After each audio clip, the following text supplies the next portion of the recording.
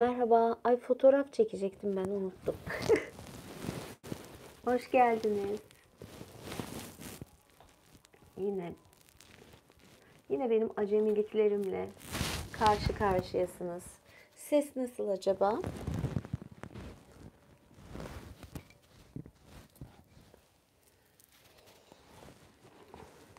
Aslında ne biçim bir senaryo yazmıştım. Yapamadım henüz. Yapacağım ama. Yani böyle girerken ses harikaysa çok güzel. Şöyle yürüyerek girecektim şöyle ama yapamadım.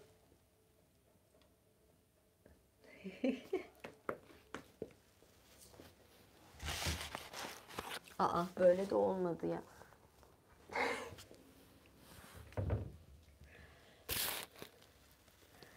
Hoş bulduk.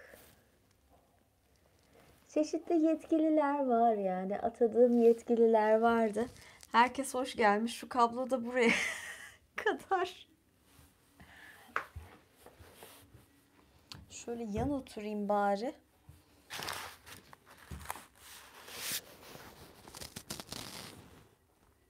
Yılbaşı dolayısıyla böyle bir şey yaptım. Dedim parıltılı etek giyeyim. Bu kablo böyle. Ya yüzüm çıkmıyor ya başka bir yerim çıkmıyor. Sığamadım bir türlü. Bunu da yeterince uzak yapamıyorum. Herkes hoş geldi. Şu ayakkabıları kenara bırakacaktım aslında. Böyle yürüyerek girecektim. Ayakkabılarımı bırakacaktım ve oturacaktım. İnşallah mikrofon geldiğinde bunu gerçekleştiririm. Bir hediye geldi sanırım. Bir bakayım. Gördüm orada. Ersin Serdar Çevik. Teşekkür ederim. Böyle jestleriniz için teşekkür ederim. Ya olacak illaki. Şu anda Mars retrosu var başımda, tam güneşimde. Bir yandan Merkür retro. Bu şeyler de bu ortam da iyi bile yani. Mücadelemi ay devriliyor. Şu ayakkabıları ben çıkarayım. Şimdi hem öyle rahat edemedim. Bir yandan da dediğim gibi eğilip bükülüyorum. Şöyle. Şöyle kenara koyup geçecektim. Böyle yürüyecektim. Hayaller böyle de tabii stüdyo lazım onun için. Berkan Yüksel teşekkür ederim. Aa, evet, burada böyle yukarıda görüyorum şeyleri. Bakayım, bunu devirmeden yapabilirsem harika olacak. Ve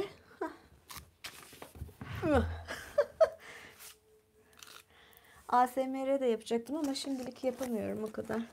Henüz. Böyle biraz böyle bir şekilde. Evet, başlayalım. Yani amacım aslında uyku öncesi sizi uykuya hazırlamaktı ama gel gör ki durum öyle olmuyor. Aa, tekrar Ersin Bey'e teşekkür ederim. Ben yayının sonunda hepsine tek tek bakayım. Çok mersi.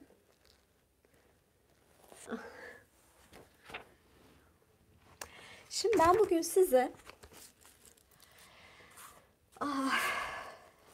neden bahsedeceğim şu şekilde, biraz rahatsızım ama ya da birazdan tekrar yere oturacağım. Size geçen sefer İskandinav mitolojisinden bahsediyordum. Mert Bey, Mert Karakaş teşekkür ederim. Şu anda artık okumaya geçebilirim.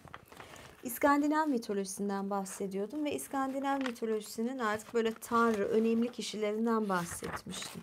Odin, Thor ve Loki. Odin işte zaten herkesin babası denilen tanrıydı.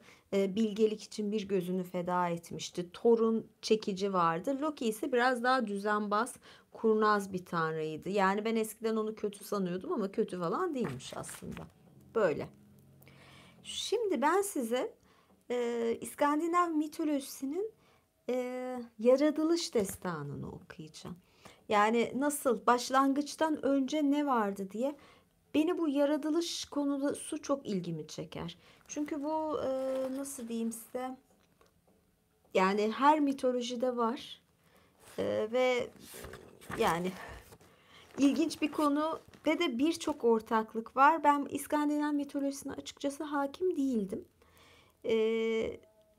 Okudukça ben de yavaş yavaş hakim oluyorum. Aslında öncelikle diziler, izlediğim filmler ve dizilerden ilgim oldu. Daha sonradan okumaya geçtim. Ve o zaman ortak noktalarını görüyorsun. Yani hani Batı'yı daha fazla biliyordum. Özellikle de tabii kutsal kitaplardan ya da Tevrat'ın falan. Buysa tabii çok benzerliği de var. Açıkçası Kabala çalıştığım için Kabala'da yaratılıştan çok bahseder ve benim de dediğim gibi o konuda birazcık şeylerim olmuştur, araştırmalarım. Ama size buradaki bahsedilmiş İskandinav mitolojisinden bir parça okuyayım başlangıçta. Başlangıçtan önce hiçbir şey yoktu. Ne toprak vardı, ne gök kubbe, ne yıldızlar vardı, ne de gökyüzü. Şekilsiz ve şemalsiz, sisten bir alem ile durmadan yanan ateşten bir alemdi var olan. Kuzeyde karanlık alem, Nilferm uzanır. Orada 11 zehirli nehir, sisi boylu boyunca keser ve hepsinin kaynağı da ortalarında bulunan gürüldeyen girdap, Hüvergelmir'dir. Nilfem soğuktan da soğuktur ve her şeyi gölgeleyen kasvetli sis burada çok yoğundur. Sis gökleri saklarken serin pus ise toprağı gölgeler. Güneyde Muspel vardır, ateştendir. Oradaki her şey korlaşmış ve yanmıştır. Nilpelmin karanlığında Muspel ışıktır. Puslar diyarının buz tuttuğu yerde onun erimiş lavları vardır. Diyar tıpkı bir demircinin gürüldeyen ateşi gibi eriyiktir. Ne toprak katıdır ne de gökyüzü. Parıldayan ve püsküren ateşten, erimiş kayalar ve yanmış korlardan başka hiçbir şey yoktur orada. Muspel'de alevlerin kıyısında pusun yanıp ışık olduğu toprakların sona erdiği yerde tanrılardan önce var olan Surtur bulunur. Şu an bile oradadır. Elinde alevli kılıcını tutarken köpüren lav ile donmuş pus arasında fark yoktur onun için. Dünyanın sonu Ragnarök'te yalnızca o zaman Surtur'un yerinden ayrılacağı söylenir. Alevli kılıcıyla Muspel'den yola çıkıp dünyayı ateşe verecek ve tanrılar teker teker onun karşısında canlarını teslim edecek. Şöyle, Tevrat'ta Bereşit'te şöyle geçer. Yani başlangıçta hiçbir şey yoktu diyor. Tohu ve bohu vardır diyor. Tohu ve bohu kelimesini kullanıyor. Kaos ve ıssızlık demek. Burada da aslında çok benzer bir taraf var.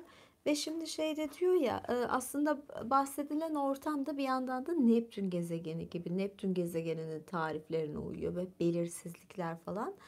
Bir ilginç noktaysa hani kıyamet zamanı, kıyamet orada Ragnarök diye geçiyor. Kıyamette mesela bu Surtur'un çıkması hani sura üfleniyor. Şey var ya İsrafil. Onun gibi bir görev yani böyle bir ortak nokta gördüm. Yani baktığınız zaman aslında çok fazla benzerlikler var. Şimdi daha ilginçleşecek yaratılış. Yani nerelere nerelere geleceğiz. Çok güzel. Yani bunlardan öyle güzel film çıkar ki. Devam ediyorum.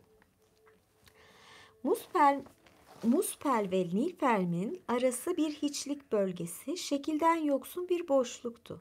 Sisli alemin nehirleri bu boşluğa esneyen boşlukta denen Ginnungagalb'a akıyordu. Ginnungagalb de esneyen, kapanan boşluk şeye benzer. Dünyanın kuruluşunu hani büyük patlama Big Bang falan da derler ya hani ve dünya genişliyor. Aslında ya da genişleme ve büzülmeden de bahseder kaynaklar.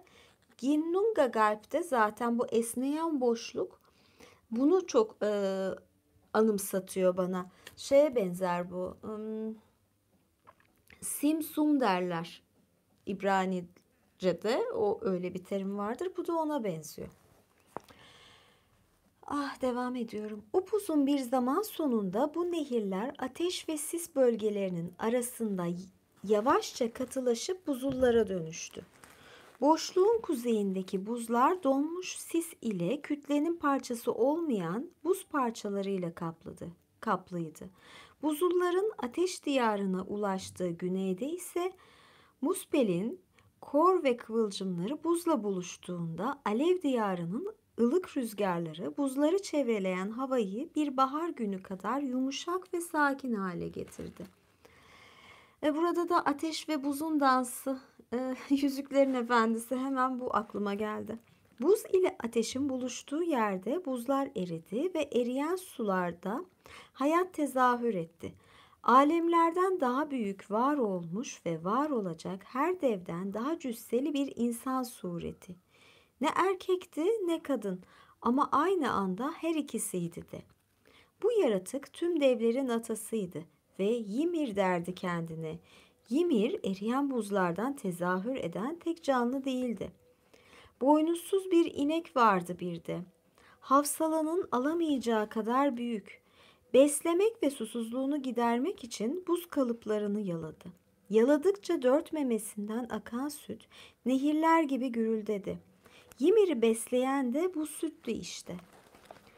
Dev sütü içti ve büyüdü. Ymir ineğe Authumla adını verdi.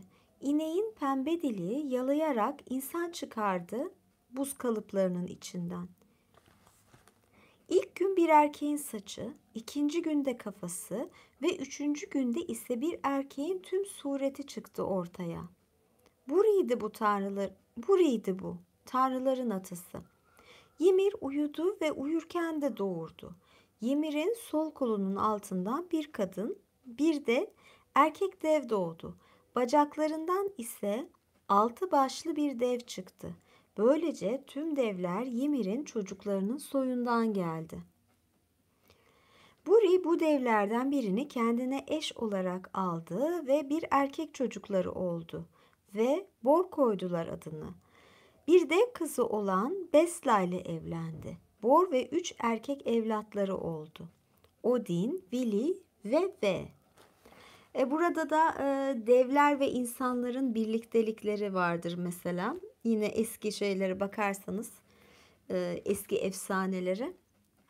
Burada da yine devlerden bahsediyor ve insanlarla devlerin kırması melezlerden bahsediyor. Çok ortak nokta var.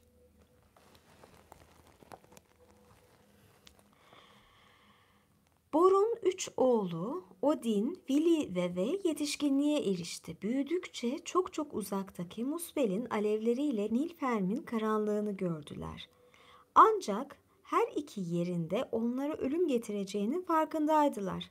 Kardeşler ateş ve buz arasındaki engin boşluk, Ginnunga galiba sonsuza dek kısılmıştı. Hiçlikte kısıldıkları bile söylenebilirdi. Ne deniz vardı ne kum.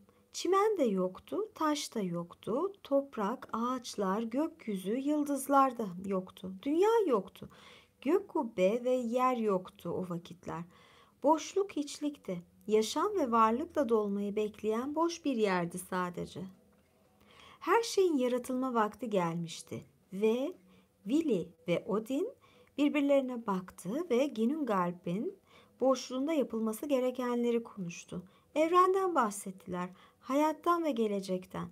Odin, Vili ve dev Ymir'i öldürdü. Öldürülmesi gerekiyordu. Alemler yaratmanın başka yolu yoktu. Bu her şeyin başlangıcıydı. Ölüm tüm yaşamları mümkün kıldı. Yüce devi bıçakladılar. Hayal edilemeyecek kadar çok kan fışkırdı Ymir'in cesedinden. Deniz kadar tuzlu, okyanuslar kadar gri kan fışkırıp öyle ani, öyle güçlü, öyle derin bir taşkın oldu ki tüm devleri sürükleyip boğdu. Ymir'in torunu Bergelmir ve eşi hayatta kalan tek devlerdi. Onları bir kayık gibi taşıyan tahta bir kutuya sarıldılar. Bugün görüp de gördüğümüz tüm devler onların soyundan geliyor. Odin ve kardeşleri Ymir'in etinden toprağı yarattı. Dağları ve yamaçları oluşturdu. Ymir'in topladıkları kemikleri. Kayalarımız ve taşlarımız, kumlarımız ve çakıllarımız Ymir'in dişleriydi. Bir de Odin, Vili ve Ve'nin Ymir'le olan savaşında kırılıp parçalanan kemik parçaları. Alemleri saran denizler ise Ymir'in kan ve teriydi. Gökyüzüne bakın, Ymir'in kafatasının içine bakıyorsunuz işte. Geceliğin gördüğünüz yıldızlar, tüm kuyruklu yıldızlar ve kayan yıldızlar, Muspel'in ateşlerinden sıçrayan kıvılcımlar hepsi. Peki ya her gün gördüğünüz bulutlar? Ymir'in beyniydi bir zamanlar. Şimdi bile neler düşünüyorlardır kim bilir. Banu'cum teşekkür ederim. Banu da bir teşekkür yollamış. Başka kişiler de var. Şöyle bu bölümü bitirdik, o yüzden ara verdim. Ali Can Kaya teşekkür ederim. Böyle. Şimdi ben bir üçüncü bölüm daha var bu yaratılışta. Çok ilginç değil mi? Yani bizim de bildiğimiz hikayelere çok benziyor. Şimdi hatta dediğim gibi yani dünyanın bir dev olması, aslında devden geldiği, onun etinden, kanından gelmiş olması falan, bunlar oldukça ilginç tanımlamalar. Evet, yazıyorlar arada beğeni atalım diye. Evet, çok memnun olurum. Beğeni atın, abone olun. Aslında izleyenlerin çoğu abone değil. Bunu öğrendim. Devam ediyorum. Birazcık yere geçeceğim açıkçası. Belim ağrıdı. Yine ben böyle. Yok, böyle de oldu mu? Olmadı. Katıl butonu açacağım açıkçası. Bazı şeyleri bekliyorum.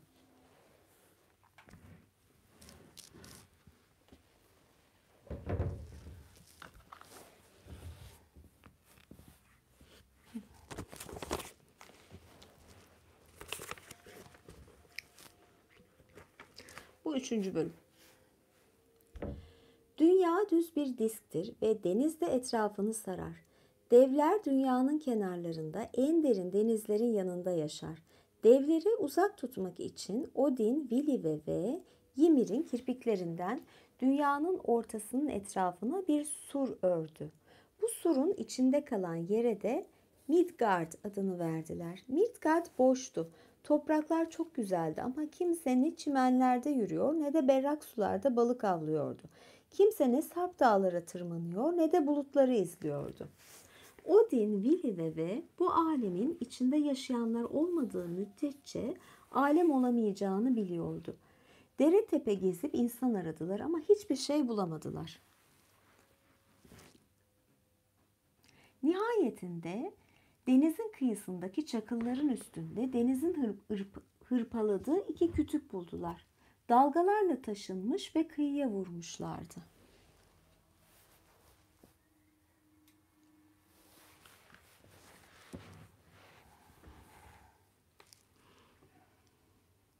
İki kütük dişbudaktandı. Dişbudak ağacı esnek ve gösterişlidir. Derinlere uzanır kökleri. Oyması kolaydır. Ne çatlar ne parçalanır. Dişbudaktan güzel bir alet sapı ya da mızrak sapı yapılır. Sahilde ilkinin yanında buldukları ikinci kütük diğerine öyle yakındı ki neredeyse birbirlerine değiyorlardı. Kara ağaçtandı. Kara ağaç zariftir ama en güçlü kalas ve kirişlerin yapılabildiği kadar da sağlamdır. Güzel bir ev ya da büyük bir salon yapabilirsin kara ağaçtan. Tanrılar iki kütüğü de aldılar. Kütükleri kaldırdılar. Böylece kumlar üzerinde dik durdular. İnsan boyuna ulaştılar. Odin kütükleri tuttu ve hayat üfledi her birine. Sahildeki hareketsiz kütükler değillerdi artık, canlılardı. Vili irade verdi onlara. Akıl ve fikir bahşetti. Artık hareket edebiliyorlardı, isteyebiliyorlardı. Ve ise kütükleri oydu. İnsan suretini verdi onlara. Duyabilsinler diye kulaklarını, görebilsinler diye gözlerini, konuşabilsinler diye dudaklarını yonttu. İki kütük sahilde duruyordu. İki çıplak insan olarak. Ve birine erkeklik, diğerine kadınlık organını yonttu. Dünyanın kıyısındaki sahildeki serin deniz serpintilerinden korunabilsinler, kendilerini sıcak tutabilsinler diye üç kardeş erkek ve kadına kıyafetler yarattı. Son olarak iki insana yaptıkları şeylerin adını verdiler. Ask dediler erkeğin adına ya da diş budak. Embla dediler kadına da ya da kara ağaç. Ask ve Embla bizlerin baba ve annesiydi. Her iki insan evladı hayatını ebeveynlerine borçludur. Onlar da kendi ebeveynlerine ve onlar da kendilerininkine. Bu böyle upuzun sürer gider. Ask ve Emla'nın hepimizin atası olduğu yere dek. Emla ve Ask tanrıların Ymir'in kirpiklerinden yaptığı sur içerisinde güvenle Midgard'da kaldı. Midgard'da kendi evlerini yaptılar. Kendilerini devlerden, canavarlardan ve çorak topraklarda bekleyen tüm tehlikelerden korudular. Artık Midgard'da çocuklarını huzur içinde büyütebilirlerdi. İşte bu yüzdendir ki Odin'e herkesin babası denir. Çünkü o tanrıların babasıydı. Çünkü o büyüklerimizin büyüklerine hayat üflemişti. Tanrı da olsak, fani de Odin hepimizin babasıydı. Şimdi bu böyle geçiyor. Şurada bir iki yere değinmek istiyorum. Şimdi ilk başta diş budaktan bahsediyorlar. Diş budağın özellikleri, kökleri derinlere uzanıyor diyorlar. Erkek, diş budak erkek, derinlere girmesi. Ve çatlamaz, parçalanmaz, dayanıklı, güzel bir alet sapı olur diyor. Ya da mızrak sapı, sap işte erkek olması. Erkeğe böyle dedim ya. Diğeri ise kara ağaç, yani dişi olan, orası içinse, kara ağaç içinse sağlamdır diyor. Ve güzel bir ev, büyük bir salon yapabilirsin diyor. Yani aslında hani yuvayı dişi kuş yapar derler ya, yuvayı dişinin yapması şeklinde bir durum var. Burada da yani ağaçların bu özelliğine göre erilik ve dişilik veriliyor. Bu da bitmiyor. Daha sonra yani devam edince Odin bu kütüklere can verdi diyor. Ve hareket edebilmelerinin gücünü verdi. Hayat üfledi. Vili irade verdi ve ise kütükleri oydu, şekil suret verdi onlara diyor. Gözlerini, kulaklarını verdi. İlim, irade ve kudret diye ya da kuvvet diye 3 kavram vardır. Burada bunlar geçiyor aslında. Kuvvet, kudreti Odin veriyor, o hayatı, canlılıklarını. Vili irade veriyor. Free will de derler İngilizce, bu kadar tesadüf de ilginç oldu. Vili iradesini veriyor. İlimi ise veriyor. Yani görebilmeyi, duyabilmeyi. Ya burada da aslında esmalar da geçiyor işte. Basir esması, Semi esması. Yani burada bile ben bunları bulabiliyorum aslında. Her şey o kadar birbirine bağlı ki. Masal ya da mitoloji diyorsunuz ama aslında böyle masal ya da mitoloji deyip geçmemek lazım. Böyle altyapılar var. Ya aslında bilgi bir, sadece biraz şekilleri değişik. Yani ben burada hiç, yani kuzeyle ilgim yoktu. Bunun bu kadar ortak olduğunu gördüm. Nasıl diyeyim? Hoşuma gitti. Yani bundan da bahsetmek istedim. Okuduğum zaman bu çok hoşuma gitmişti. Size de bunları paylaşmak istedim. Yani kadın erkeğin yaratılışı. Yedgresil ağacından bahsediyor. Yedgresil ağacı ne kadar? Yani 2 sayfaya yakın. Devam etsem mi acaba? Nasıl gidiyor? Ne diyorsunuz? Şöyle. Ay, elimi bu kadar göstermeyeyim. Belimi mi düşünüyorsunuz? Teşekkür ederim. Teşekkür ederim. Yani bir bölüm daha okuyayım en iyisi ben. Ya böyle yerlerde.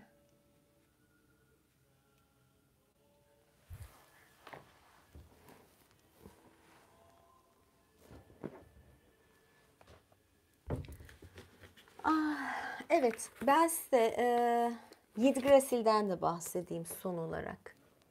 Bu kısmı da okuyayım, ondan sonra bitiririz.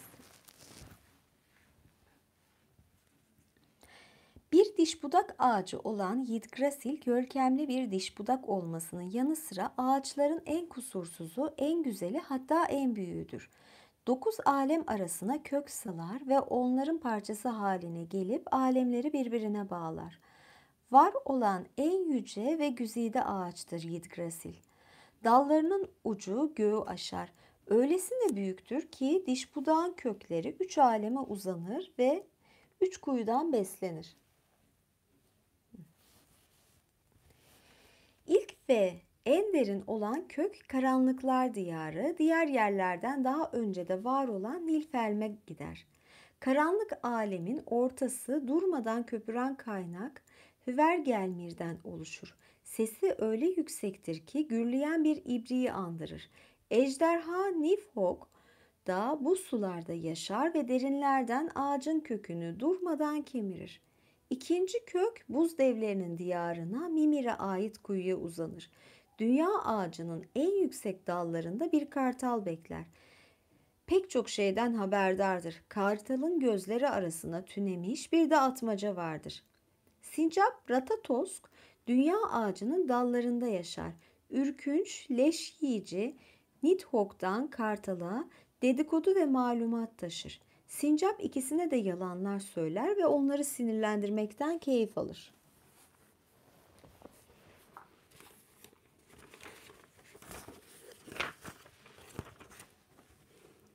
Dünya ağacının dallarında otlanan, yaprakları ve ağaç kabuklarını bir çırpıda yiyen 4 erkek geyik vardır. Sayısız yılan da ağacın dibini mesken tutmuştur ve kökleri ısırır. İstersen dünya ağacına tırmanabilirsin. Odin'in kendini kurban ettiği ağacın ta kendisidir bu. Bu sayede dünya ağacı dar ağacı olmuştur. Odin ise dar ağacı tanrısı. Tanrılar dünya ağacına tırmanmaz. Gökkuşağı köprüsü, Bifrost'u kullanarak yolculuk ederler. Yalnızca tanrılar gökkuşağıyla seyahat edebilir. Asgard'a ulaşmak için üzerine çıkan tüm buz devleri ve trollerin ayağını yakar. 9 alem şunlardır. 9 alemi yukarıda okuyayım hadi.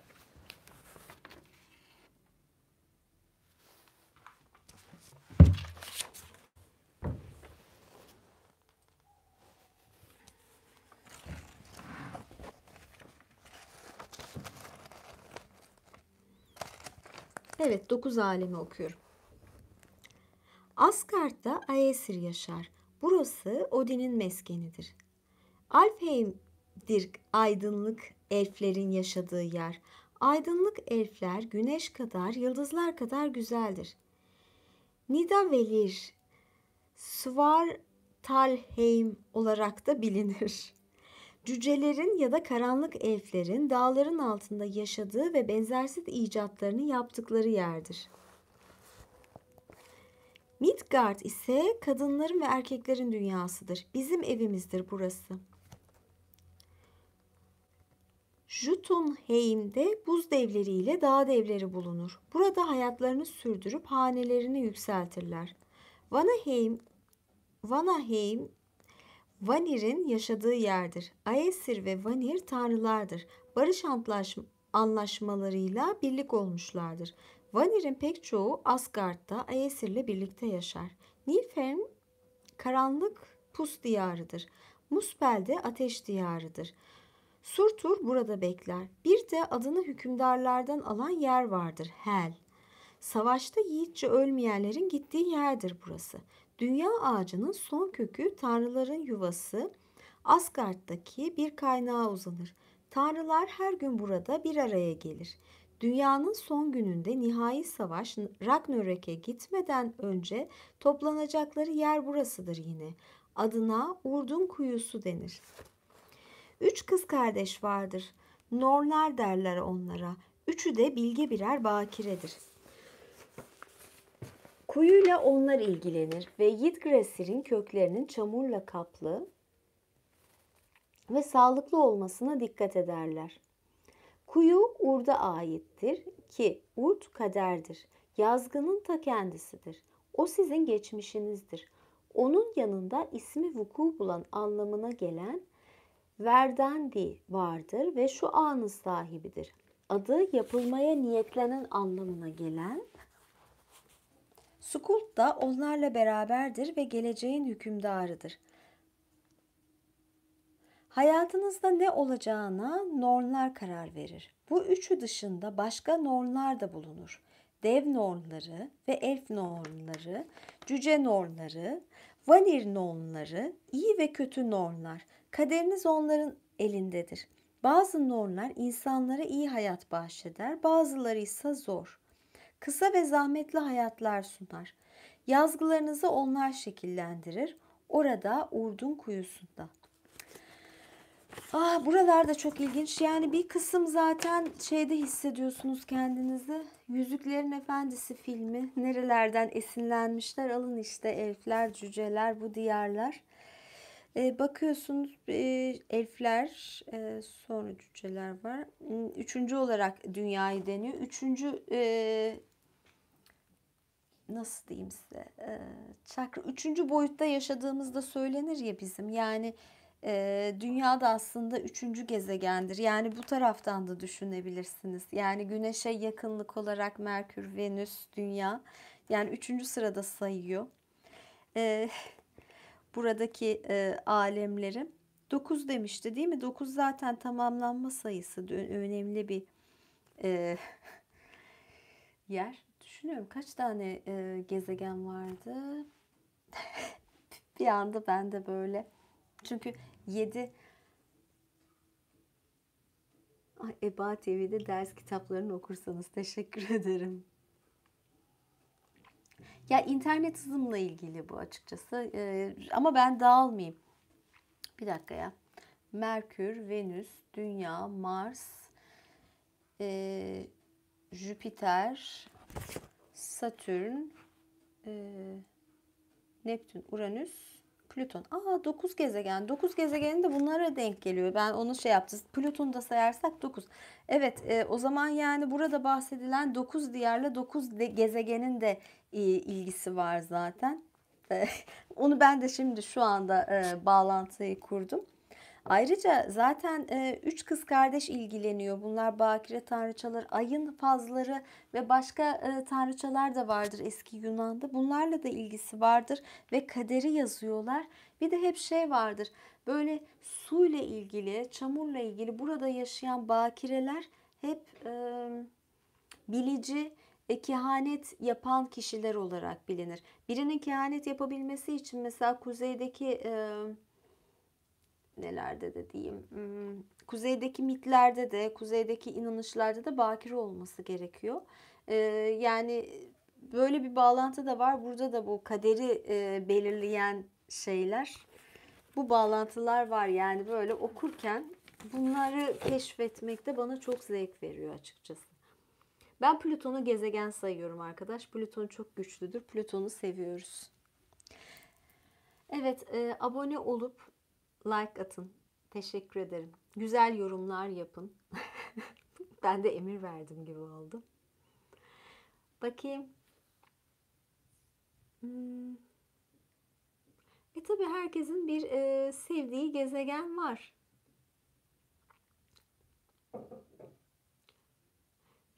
Şöyle bakacağım, ben şeyleri görebiliyor muyum, o hediyeler ben okurken nasıl gelmiş. Bazen görebiliyorum, bazen göremiyorum. Ay, elim çıkmasın. Kapayacağım zaten birazdan. Yarım saati doldurduk. Evet. Bir sorunuz var mı? Dünya yazdılar. Dünya bayağı bir soru sorularla dolu. Günün konusu nedir? Günün konusu ben Instagram'da yapacağım. Yarın hatta canlı yayın yapayım. Bir tane Avatar filmi canlı yayını sohbeti düşünüyordum da kaldı. Filmi unutacağım ya, neredeyse bir hafta oldu. Evet. Evet, İspanyollar, Almanlar, Fransızlar, altyazı da koydum.